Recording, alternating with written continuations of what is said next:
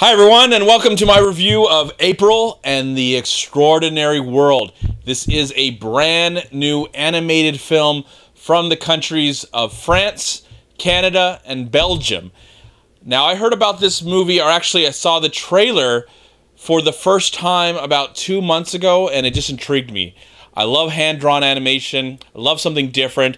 I didn't really have a clear idea what this film was about. It just looked very interesting from the trailer. Now, the film is presented in English dubbed and in French. I didn't know that until about a few minutes into watching the movie. Like, oh, I guess I'm seeing a different version, and I'm okay with that. I kind of would have liked to have seen the French version with subtitles. I believe Marion Cotillard lends her voice to that film, but I saw the English dub version. In the version that I saw, it has Paul Giamatti, it had J.K. Simmons, and there's some other people that lend their voices to the English dub version, which was fine. I'm kind of glad, now that I think about it, I'm kind of glad that I saw the version that I saw, because I don't know how to really explain this movie. Now, it deals with the real world, but a more fantastical look at the real world. It takes place in France in the 1930s and in the 1940s, though the movie does kind of start a little bit in the 1870s in France, I believe. But the main story is when we get to know April and her journey. We get to meet her as a young kid, and then she becomes a young woman through the story. And she's born of these scientists. Now, so in this world, let's imagine if the steampunks of the world had their say of what the world was going to look like, because I think this looks like a steampunk's wet dream. That's what the world looks like. Steel, industry, industrial, all this stuff is happening. There's really no nature. There's like one tree in the whole, the whole country, I guess you could say. There's like one tree in the whole country. So April is this young girl. She doesn't know what happened to her parents. They disappeared, or maybe they died or something. She doesn't really know. She has this cat that can talk. I mean, really can talk. This cat that can talk. Something was done to the cat to make the cat talk. And so that's like her only companion, and she's kind of taken what her parents gave her as a young child. She has that, that scientific intuition. She's trying to create this serum to pretty much bring nature to this really, just industrial, like all over the place. Steel and machines and all this stuff. Beautiful, gorgeous scenery, unique looking vehicles, and airplanes and stuff like that. She also has a grandpa that she knew at one time, and she's trying to change the world. Okay, all right. I don't want to try and spoil anything else. If I have already, I apologize.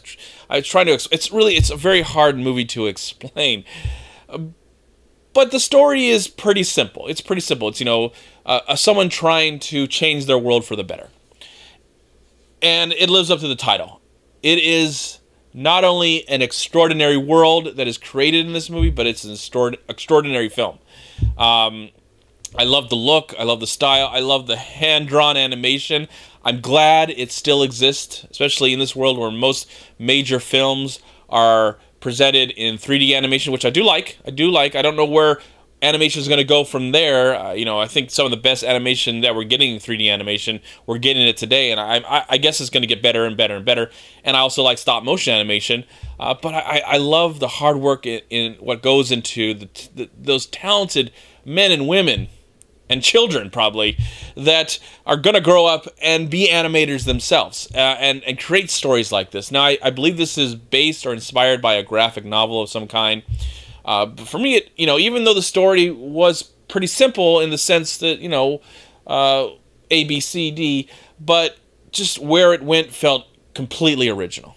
The designs, the interesting characters, the relationships that happen between the characters and the journey that they go on together.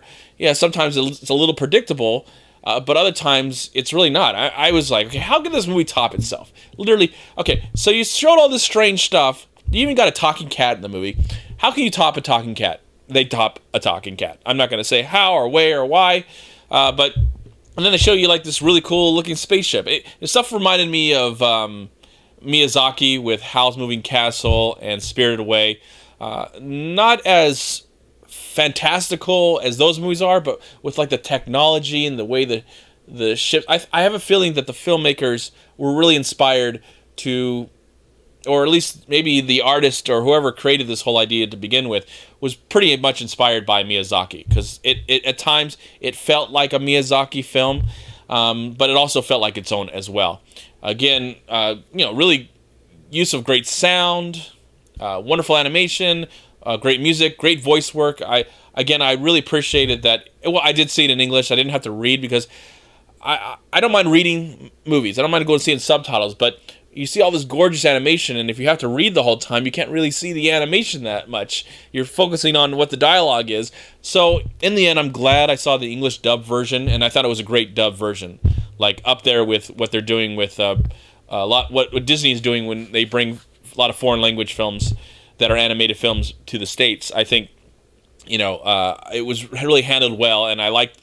It felt like the actors. I know I'm missing some of them. There's a few other actors that are very recognizable. Oh yeah, I said that one already. So yeah, they really felt like they were acting. I mean, they really, you know, not just hanging out in a room and a microphone, but really acting it out. And I really appreciate it. I think the voice work is great in this movie as well. One day, hopefully on Netflix, hopefully this movie will get a chance to be seen, thanks to maybe some streaming, because it's not really playing anywhere right now, and I don't know if it's playing in more places in Canada and France, but here in America, you know, I luckily found it in one theater. I would like to see the French version, especially because I love Cotillard and her voice.